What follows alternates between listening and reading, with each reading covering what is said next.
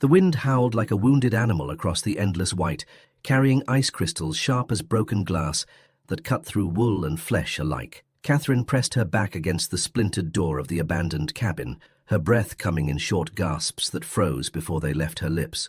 The contractions had started 3 hours ago, rolling through her swollen belly like thunder across empty plains, and now they came faster, harder, each one stealing her breath and her hope.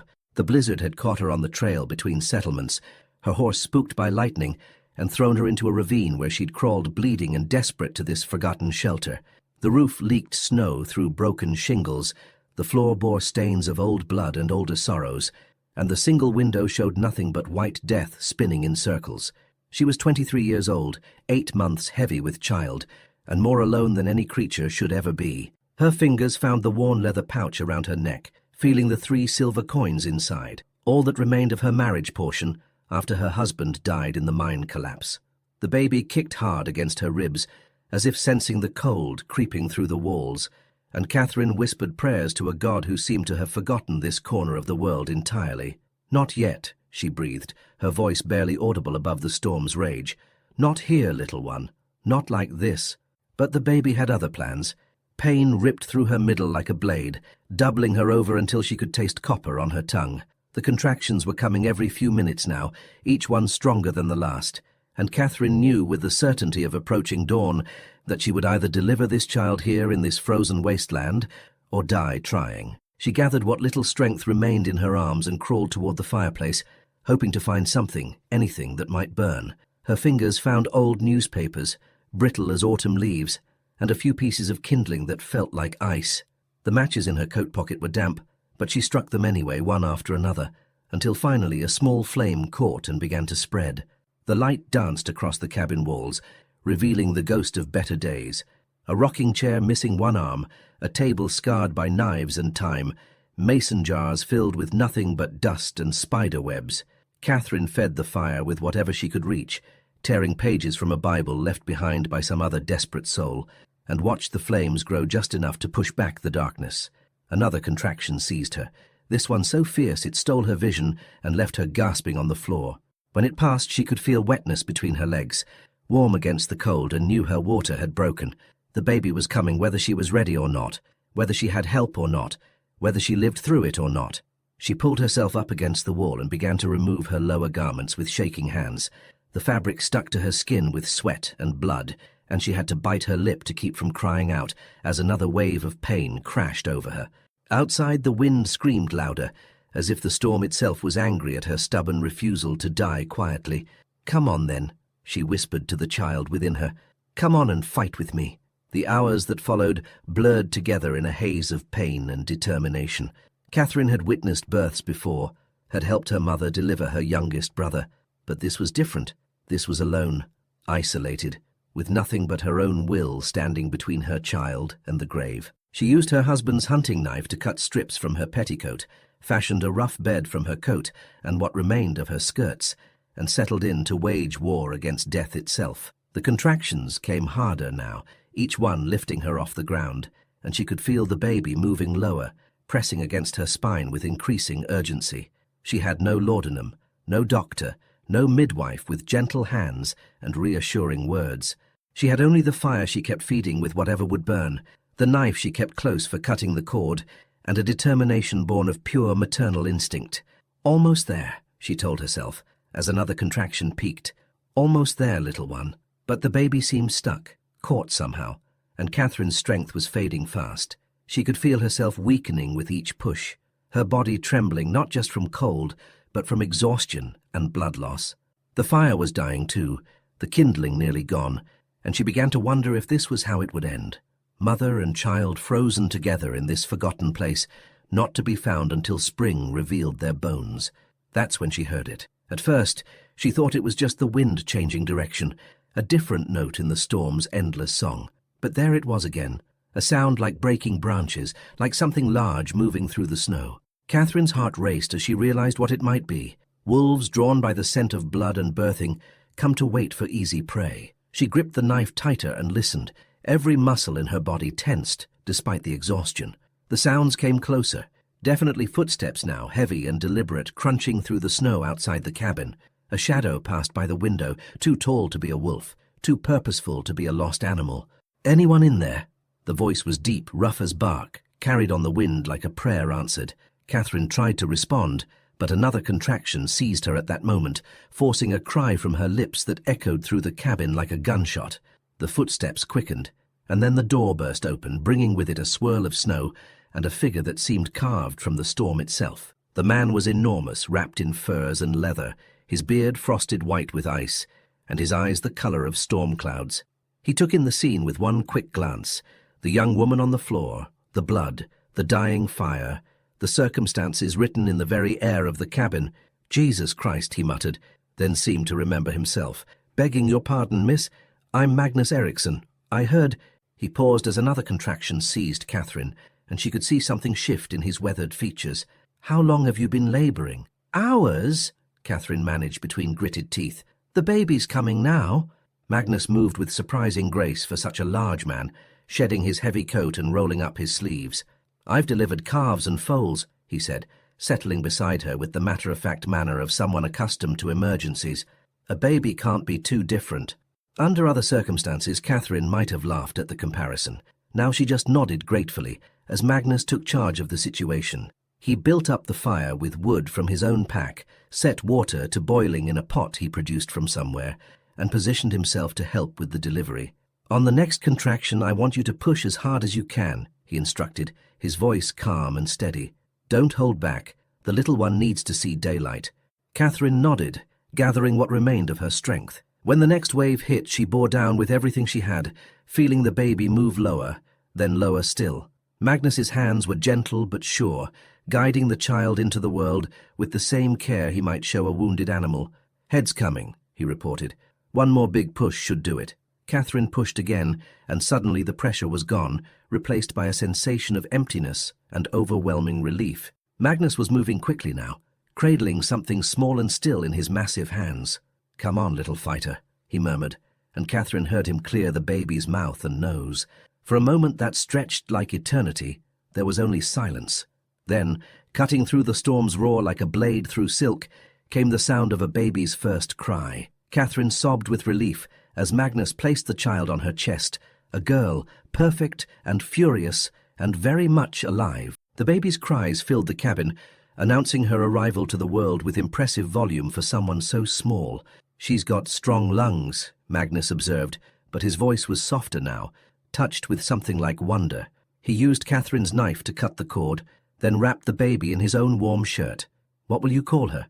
"Hope," Catherine whispered without hesitation, looking down at the red-faced infant who had fought her way into the world despite impossible odds. "Her name is Hope." Magnus smiled then, the first real smile Catherine had seen from him, and she realized that his eyes weren't just storm grey, but held flecks of blue, like sky breaking through clouds. He helped her with the afterbirth, cleaned her with snow melted over the fire, and made her as comfortable as possible with blankets from his pack. "Storm's breaking," he said, glancing toward the window where the first pale light of dawn was beginning to show. "We can't stay here long. Need to get you both somewhere warm and safe." Catherine nodded, though she could barely keep her eyes open.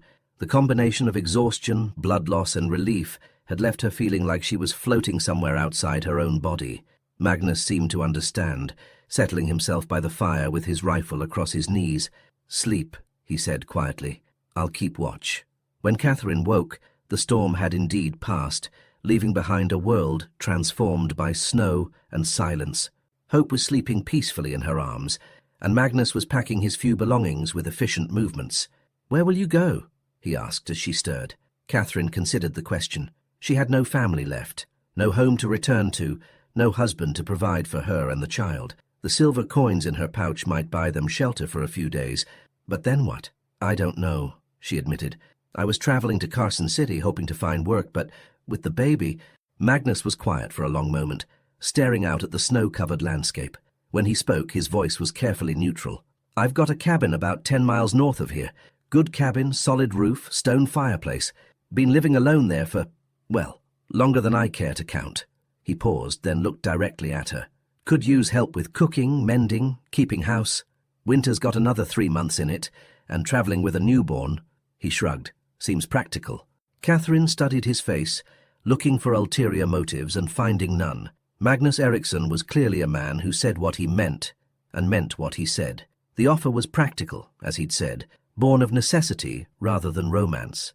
But there was something else in his eyes, a loneliness that echoed her own. "I can cook," she said slowly, "and I'm handy with a needle. But I won't be charity, Mr. Eriksson. I'll earn my keep." "Never doubted it," Magnus replied.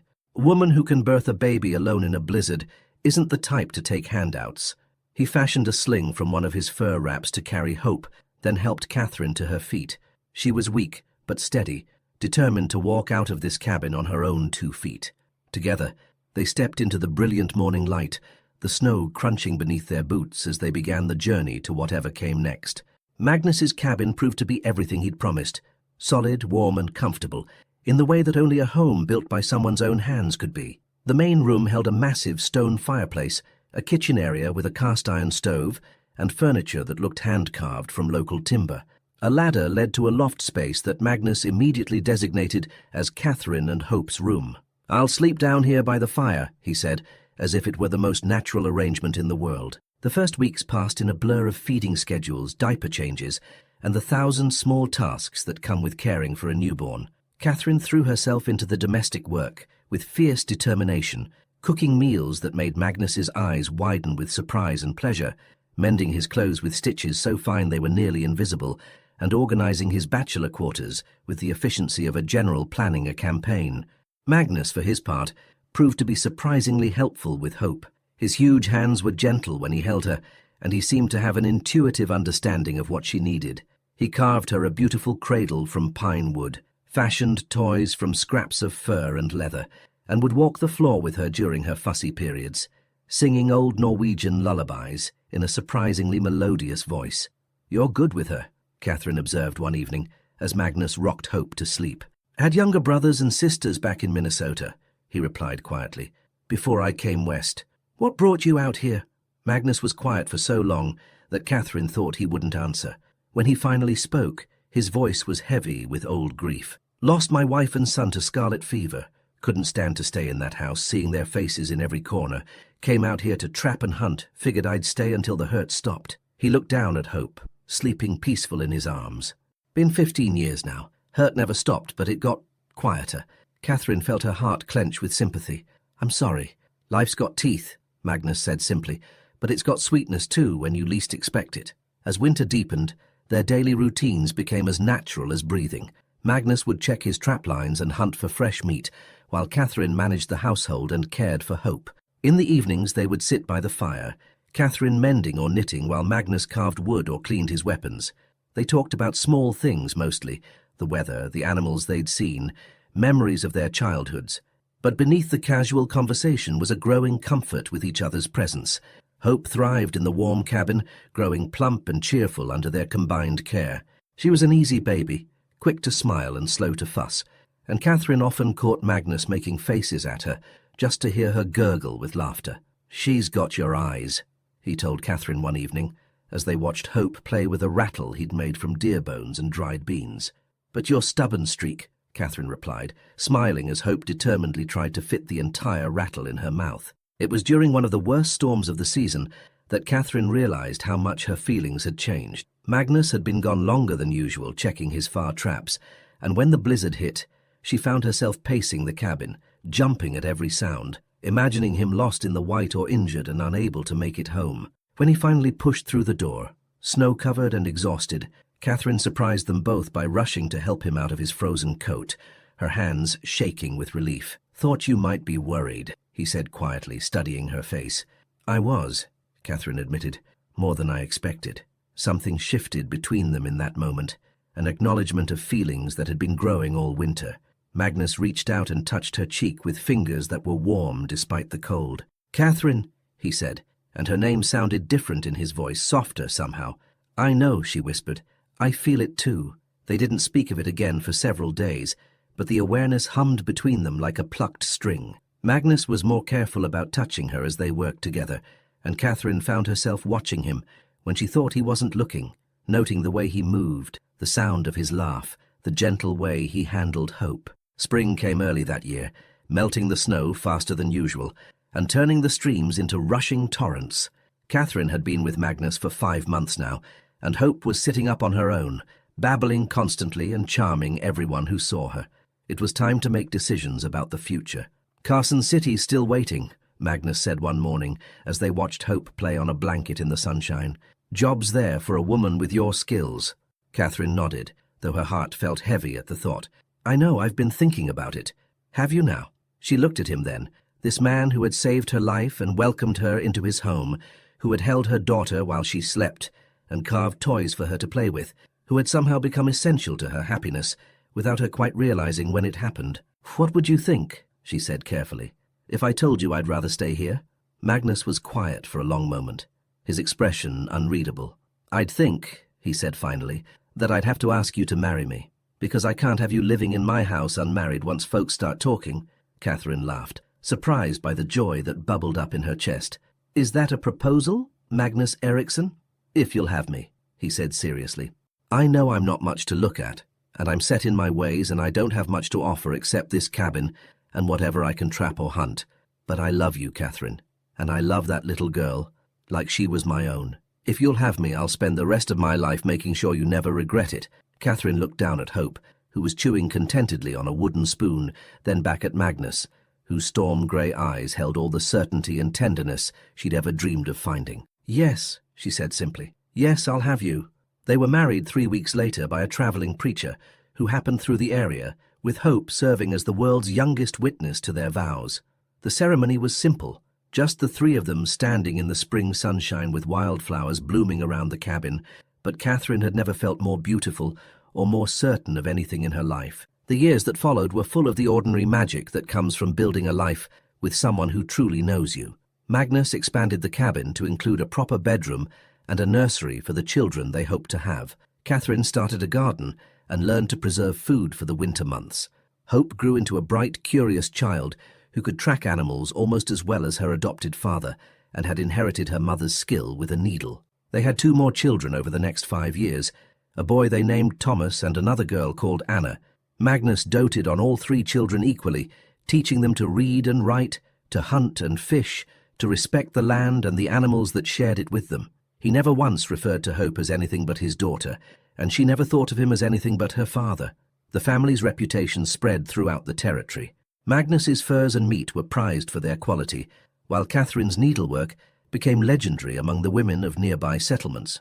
But more than their individual skills, people talked about the way they worked together, the obvious love and respect between them, the way their children were growing up strong and confident and kind. When Hope turned 18, she married a young man from the next valley over, a good man who reminded Catherine of Magnus in his quiet strength and gentle ways.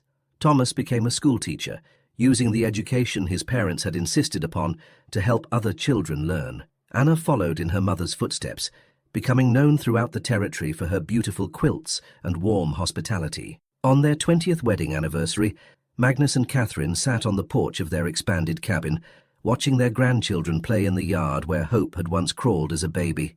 Catherine's hair was silver now, and Magnus's beard was white, but their love had only deepened with time. "Do you ever wonder what would have happened if that storm hadn't brought us together?" Catherine asked, her hand resting in his.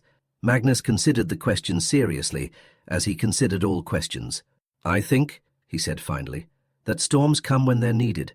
Maybe not the storms we want, but the storms we need to blow us toward where we're supposed to be." Catherine smiled, thinking of that terrifying night when she'd given birth alone in a frozen cabin, certain she was going to die. She'd been wrong about dying, but she'd been right about Hope, the daughter who had brought her to this man, this life, this unexpected happiness that had grown from desperation and bloomed into something beautiful. "I love you, Magnus Eriksson," she said, the words as true now as they'd been that first spring morning when she'd agreed to marry him. "And I love you, Catherine Eriksson," he replied, lifting her hand to his lips, storm and all. As the sun set behind the mountains, painting the sky in shades of rose and gold, Catherine closed her eyes and listened to the sounds of her family, children laughing, Magnus humming an old Norwegian song, the gentle creak of the rocking chair he'd built for her years ago. She thought of the woman she'd been that night in the blizzard, alone and afraid and certain she was going to die, and marveled at how wrong she'd been about everything, except the one thing that mattered most. The years continued to unfold like pages in a well-loved book, each season bringing its own challenges and joys. When Hope turned 25, she and her husband established their own homestead just 5 miles from Magnus and Catherine's cabin, close enough for daily visits but far enough to build their own independence. She had inherited her mother's practical nature and her father's quiet strength, becoming a pillar of the growing community that had sprung up around their valley. Thomas proved to be not just a teacher, but a visionary, establishing the first proper school in the territory that accepted children regardless of their family's ability to pay. He married Sarah, the daughter of a traveling minister, and together they raised 4 children who would go on to become doctors, lawyers, and teachers themselves. Thomas never forgot the lessons Magnus had taught him about respecting the land and its creatures, incorporating natural studies into his curriculum long before such ideas became fashionable. Anna's path was perhaps the most surprising. While her needlework was indeed exquisite, her true calling emerged when she was 15 and helped deliver a neighbor's baby during a difficult birth. She had inherited Catherine's calm competence in crisis and Magnus's gentle touch, making her a natural midwife. She never married, dedicating her life instead to bringing new life safely into the world, traveling throughout the territory to assist mothers who otherwise might have faced the same desperate circumstances Catherine had endured.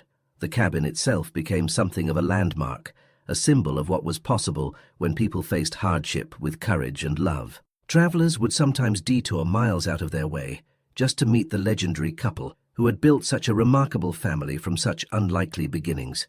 Magnus would greet them all with the same quiet hospitality, while Catherine would insist they stay for dinner and leave with their bellies full and their spirits lifted. One particularly memorable visitor was a young journalist from back east, writing a series of articles about the changing frontier. He stayed for 3 days, interviewing the family and documenting their story. When the article was published months later, it painted such a vivid picture of their life that dozens of families began making the journey west, inspired by the possibility of starting over and building something beautiful from nothing. "We never intended to be an example," Catherine told Magnus one evening after reading the journalist's piece aloud. "We were just trying to survive. Maybe that's what makes it worth following," Magnus replied, stroking his now completely white beard. People can smell desperation masquerading as inspiration from a mile away, but survival that turns into love? That's something real. The seasons continued their eternal dance, and the family weathered drought years and abundant years, harsh winters and mild ones, times when game was scarce, and times when the mountains seemed to overflow with plenty. Through it all, Catherine and Magnus's love remained the steady heartbeat that kept their world in rhythm. When Magnus turned 65, he began to slow down noticeably. The years of hard physical labor in harsh conditions had taken their toll on his massive frame. His hands, once so steady with rifle and knife, began to shake slightly in the mornings. His breathing grew labored after long hikes checking trap lines. But his mind remained sharp, and his love for his family burned as bright as ever. Catherine, now 58, had developed a reputation that extended far beyond their valley. Women would travel for days to commission her needlework, not just for its beauty but for what they believed it represented, the possibility of creating something lovely and enduring, even in the harshest circumstances. She had trained several young women in her techniques, ensuring that the skills would survive long after she was gone. It was during this time that their greatest challenge arrived, not in the form of weather or wild animals, but in the shape of government surveyors carrying official papers and grim expressions. The territory was being organized into proper counties, they explained, and questions had arisen about land ownership. Magnus's cabin had been built on what he assumed was unclaimed territory, but recent surveys suggested it might actually belong to a large mining consortium based in Denver. "You'll have 60 days to prove your claim or vacate the premises," the lead surveyor announced, his tone suggesting he considered the matter already settled. Catherine felt her world tilt on its axis. This land wasn't just their home, it was the foundation upon which their entire family had been built. Hope's children played in the same meadow where she had taken her first steps. Thomas had learned to read sitting by the very fireplace where Magnus had once rocked baby Hope to sleep. Anna had been born in the bedroom Magnus had added with his own hands. Magnus listened to the surveyors with his characteristic calm, asking measured questions about timelines and requirements.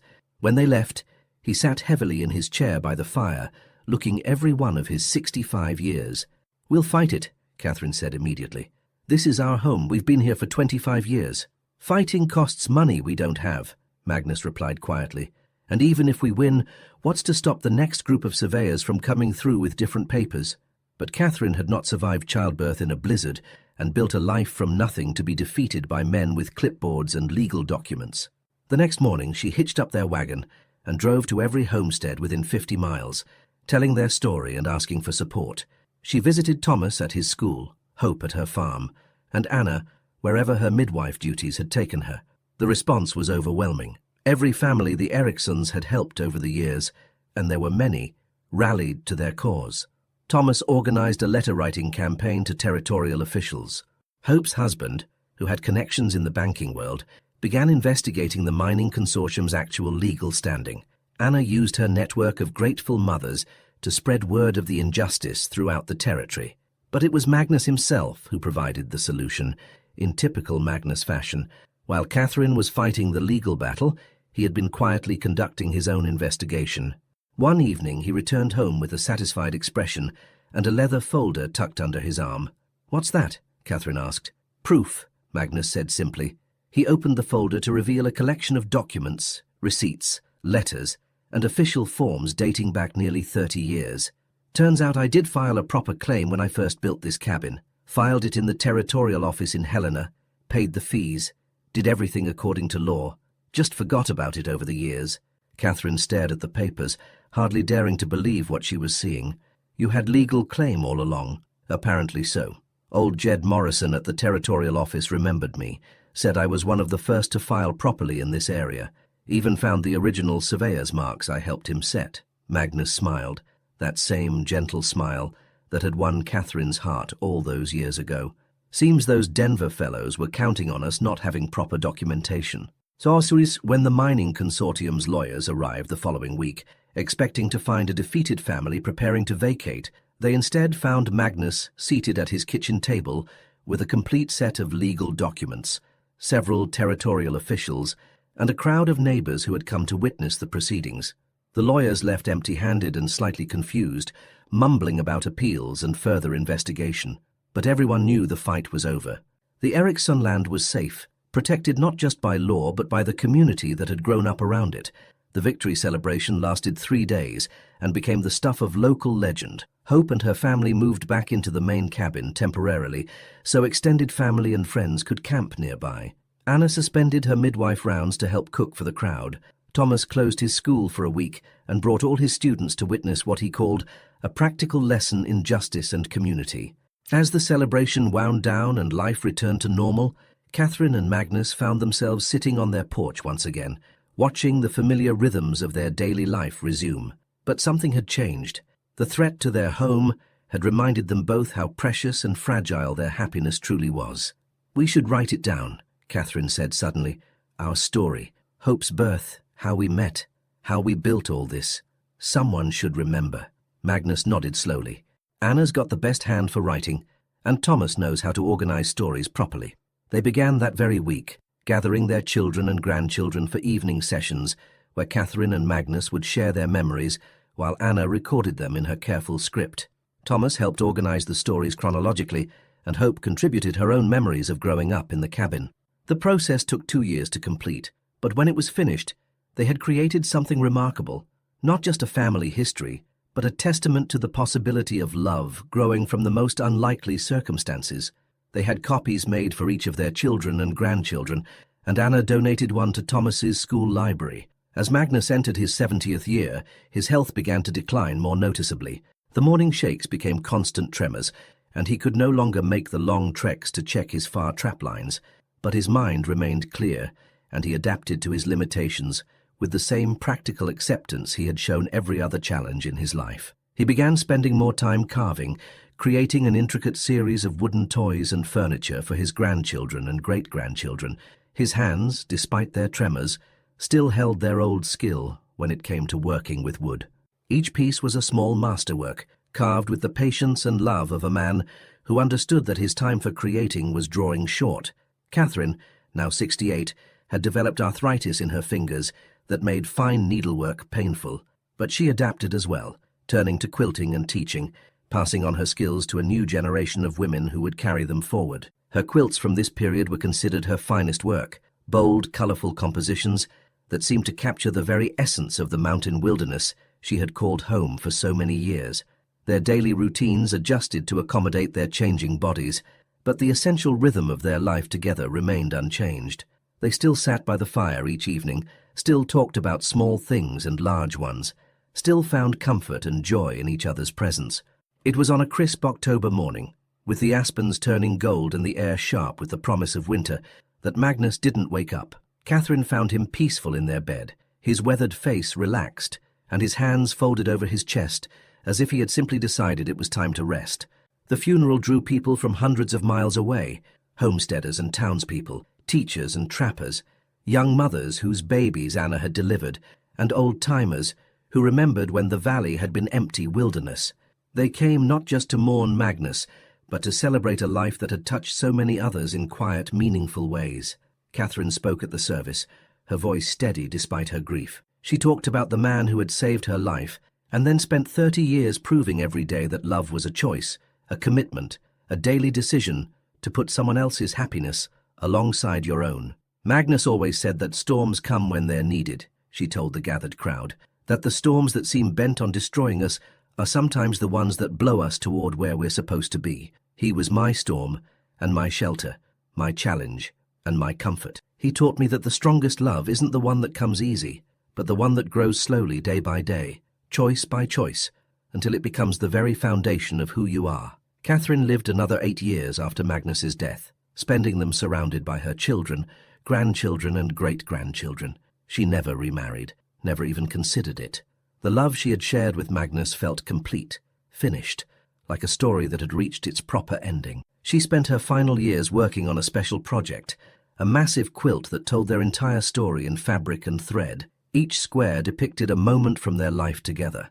The blizzard night when hope was born, their simple wedding ceremony, the building of the expanded cabin, the children growing up, the fight for their land, the quiet evenings by the fire. It took her 4 years to complete, working a little each day despite the pain in her arthritic hands.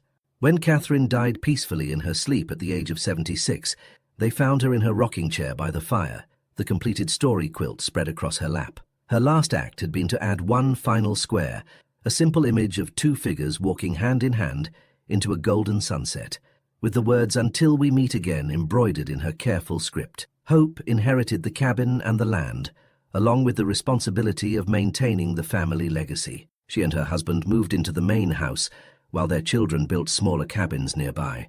The original bedroom where Catherine and Magnus had slept became a kind of shrine, preserved exactly as they had left it, with Catherine's final quilt displayed on the wall. Thomas established a scholarship fund in his parents' names, providing education opportunities for children from struggling families throughout the territory. Anna continued her work as a midwife well into her 60s, training younger women to carry on her calling. Each of them carried forward some piece of the lessons they had learned from watching Catherine and Magnus build a life together. Years passed, and the territory became a state. The railroad came through the valley, bringing new people and new opportunities.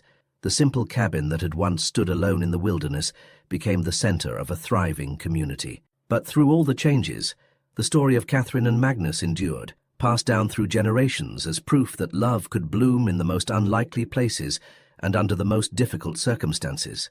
Decades later, when Hope's own granddaughter was caught in a sudden mountain storm while traveling with her newborn baby, she remembered the story of her great-grandmother's courage and found strength she didn't know she possessed.